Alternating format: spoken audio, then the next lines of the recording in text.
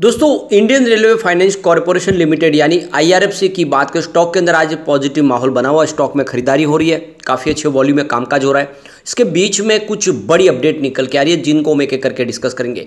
Railway infra को लेकर आप ये समझ सकते हो कि जो बजट का ऐलान किया गया था उसका देख सकते हो कि बहुत बड़ा हिस्सा ऑलरेडी फर्स्ट क्वार्टर के अंदर ही इस्तेमाल कर लिया गया है। ये बहुत बड़ी गुड न्यूज़ है। यानी सरकारी जो अनाउंसमेंट था उसके बाद में जिस तरह से एक के बाद एक प्रोजेक्ट कंप्लीट होने लगे वो काफ़ी काबिल तारीफ है और उसका फ़ायदा आईआरएफसी को होता हुआ दिखाई देगा। इसके अलावा पिछले कई सालों से जो कुछ प्रोजेक्ट डिले हो रहे थे अब वो सारे प्रोजेक्ट भी शुरू होंगे। ऐसे में आप समझ सकते हो कि रेलवे के सभी शेयरों में बहुत ज़बरदस्त तेज़ी आ सकती है, चाहे वो इंफ्रास्ट्रक्चर के शेयर हो या फिर फाइनेंस कंपनी हो, स्पेशली आईआरएफसी हो। इन सबको बहुत सारा बेनिफिट होगा। तो यहाँ पे बहुत सारी बातें जिसको इस वीडियो के माध्यम से डिस्कस करेंगे और सारी अपडेट को एक एक करके डिस्कस करेंगे। लेकिन फ्रेंड, उससे पहले अगर आप पहली बार हमारे चैनल पे आए तो चैनल को सब्सक्राइब कर दीजिए, एक बेल आइकॉन दबा दीजिए ताकि जब भी नया वीडियो बने पहला नोटिफिकेशन आपको मिले। वीडियो पसंद आए तो लाइक शेयर जरूर कीजिए।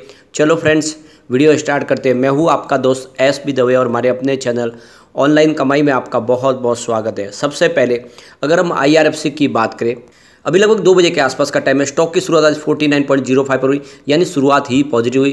क्लोजिंग देखते हुए कल की 48.70 के आसपास थी।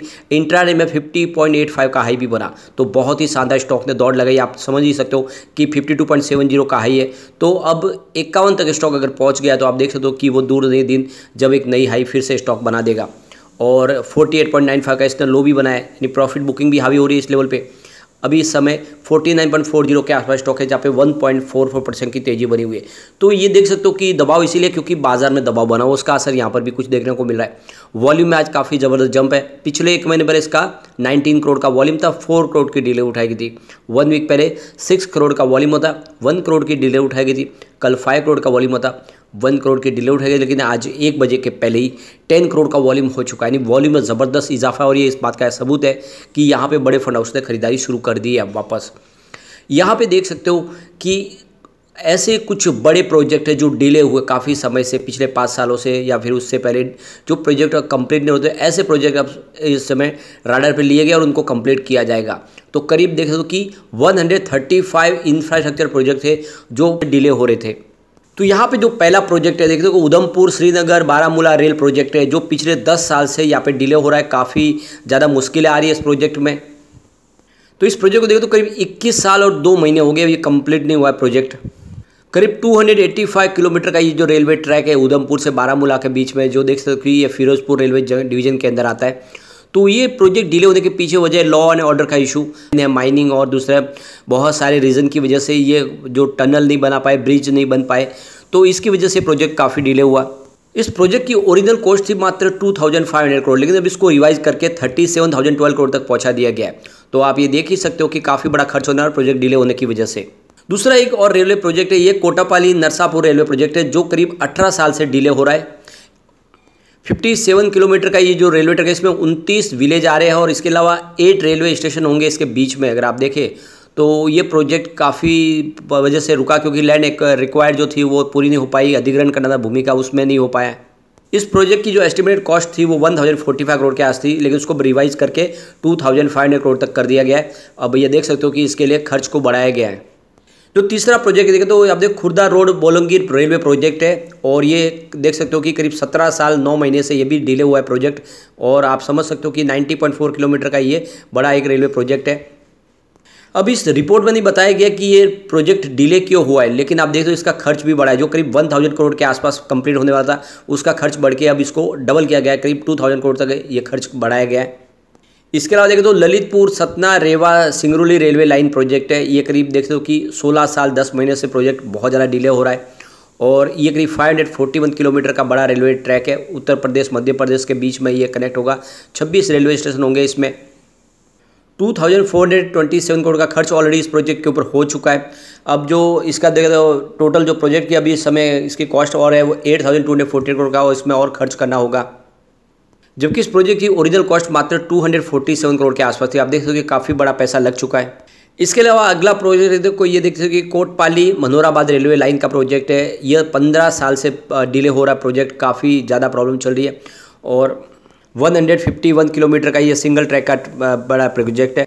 इस प्रोजेक्ट की ओरिजिनल कॉस्ट 1160 करोड़ के आसपास थी, लेकिन अब ये बढ़ के इसको 3014 करोड़ तक पहुंच चुका है। 1071 करोड़ का ऑलरेडी इसमें खर्च हो चुका है।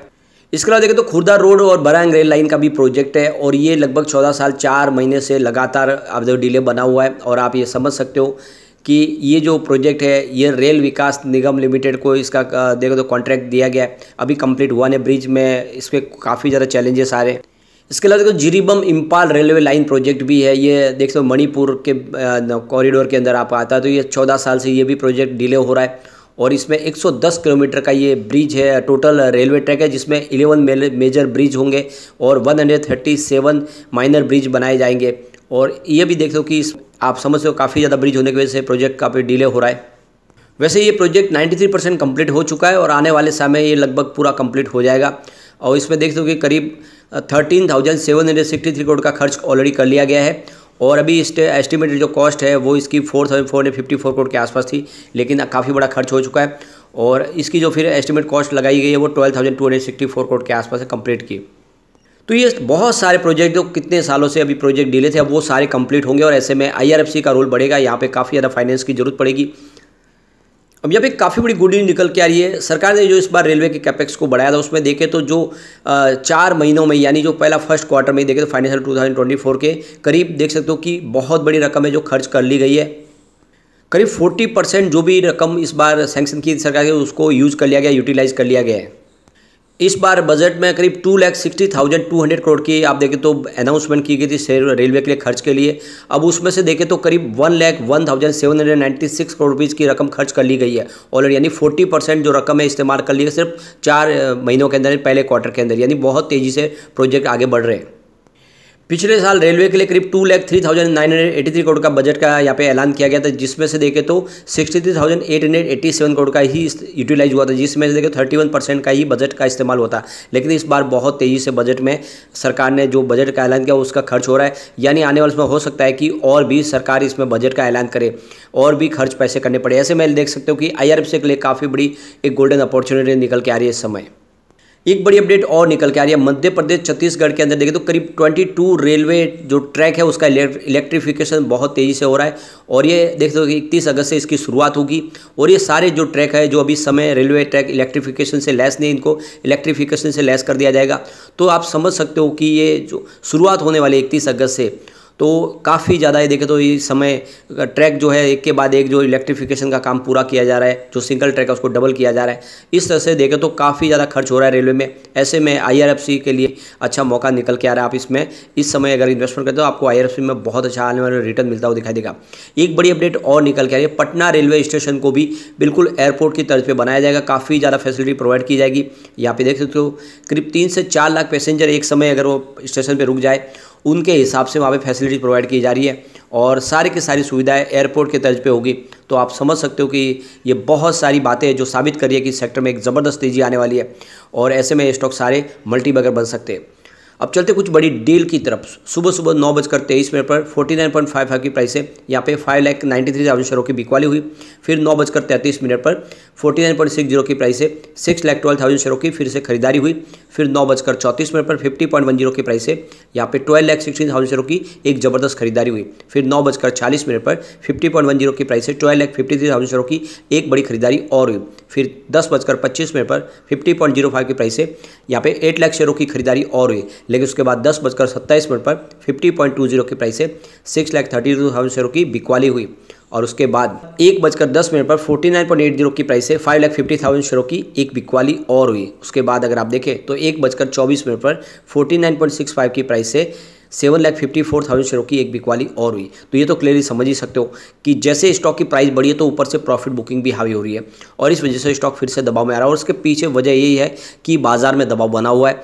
ऐसे में कोई भी चाहता है कि एक बार प्रॉफिट बुक कर ले, लेकिन ये 50 के ऊपर स्टॉक काफ़ी मजबूत लग रहा है। जैसे 50 के ऊपर स्टेबल स्टॉक होता है, अगर आपको होता हुआ दिखाई दिया तो आप ये समझ सकते हो इसमें खरीदारी कर सकते हो। अभी फिलहाल स्टॉक 50 से नीचे थोड़ा सा दबाव बना हुआ है। 50 के ऊपर जाने के बाद इसमें फिर से एक तेज़ी शुरू होगी और आने वाले समय स्टॉक कमाल कर सकता है। यानी अगर आप आप लॉन्ग टर्म इन्वेस्टर है तो इसमें ये मौका अच्छा है, खरीदारी करें। कम से कम 5 से 10 साल स्टॉक को दीजिए, ये आपको 1000 का टारगेट आराम से दिखा सकता है, इसके अंदर वो पोटेंशियल है। लेकिन फ्रेंड, कोई भी इन्वेस्टमेंट करने से पहले अपने फाइनेंशियल एडवाइजर से बड़े ले ले या अपना खुद का रिसर्च करें, क्योंकि मैंने वीडियो आपके एजुकेशनल पर्पज के लिए ही बनाया। वीडियो पसंद आए तो लाइक से जरूर कीजिए और चैनल को सब्सक्राइब कर दीजिए। Thank you friend.